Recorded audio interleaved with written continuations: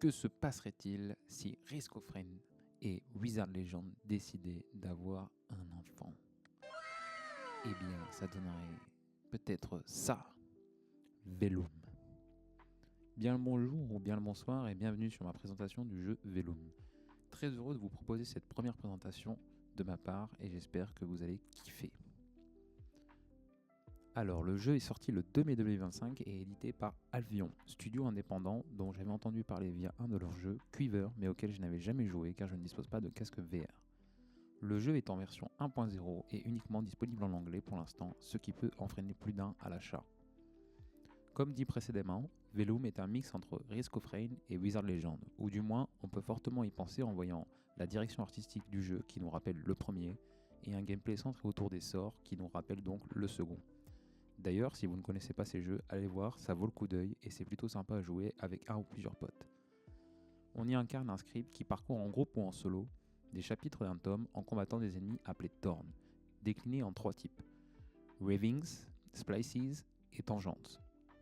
Et ceci à l'aide de ses compétences, à savoir un tir de base, un skill, un power et une esquive, mais aussi à l'aide d'encres de couleurs différentes, 7 au total, bleu, jaune, vert, rouge, rose, orange, turquoise, chacune ayant ses propres propriétés.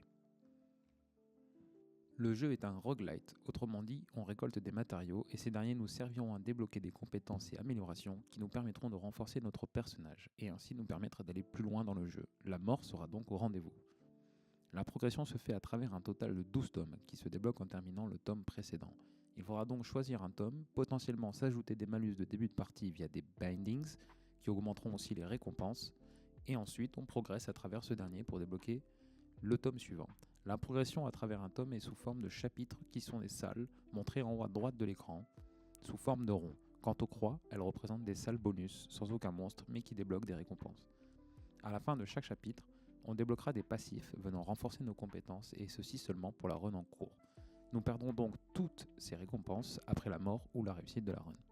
De plus, petit truc assez marrant, à la fin de chaque chapitre, on devra également choisir des bonus pour renforcer nos ennemis.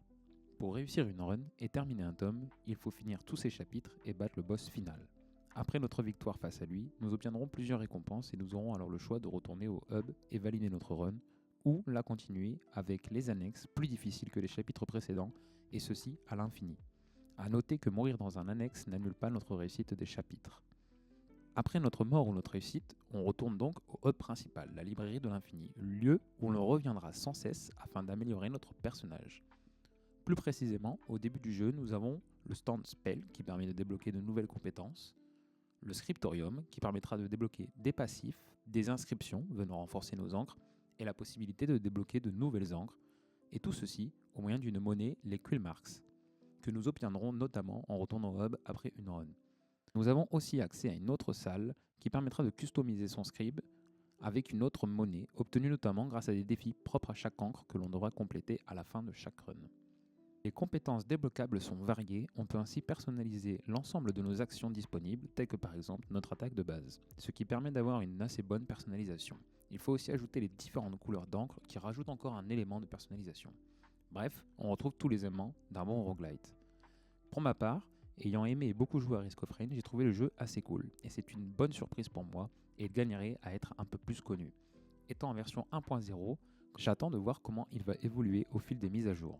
En bref, un beau jeu auquel jouer avec des potes si on aime ce style. Voilà, c'était tout pour ma petite présentation de cette bonne surprise qu'est Velum, et je vous laisse découvrir d'autres éléments que j'ai sûrement oubliés. J'espère que vous avez aimé ce premier test de ma part. En tout cas, je vous laisse réagir dans les commentaires, et si jamais des choses sont à améliorer, n'hésitez pas à m'en faire part, je suis là pour m'améliorer.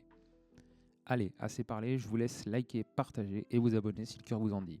Perso, moi ça me ferait super plaisir et ça m'encouragera à produire ce genre de contenu.